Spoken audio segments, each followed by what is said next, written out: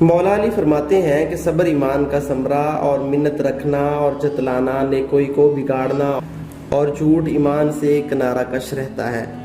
سچائی نجات اور بزرگی، جھوٹ ذلت اور بزدلی ہے، خاموشی وقار اور سلامتی ہے، انصاف قوت اور شرافت ہے، عقل سب سے بڑی دولت ہے اور بے وقوفی سب سے بری بیماری ہے۔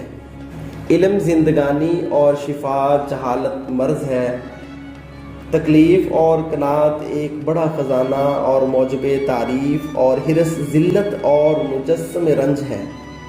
بخیل آدمی دنیا میں محتاج رہتا ہے اور دنیا شر اور برائی کا کھیت ہے۔ آخرت سعادت مند لوگوں کا حصہ اور دنیا بدبختوں کی آرزو ہے۔ بادشاہ دین کے محافظ ہیں۔ خدا پر توکل تب ہو سکتا ہے کہ جب یقین کامل ہو۔ شک دین کو بگاڑ دیتا ہے۔ انصاف ریت کی بقا کا باعث اور شریعت مخلوق کے سنوارنے کا ذریعہ ہے، اور فوجیں اور لشکر ریت کے قلعے ہیں۔ عادت ایک دوسری طبیعت ہو جاتی ہے۔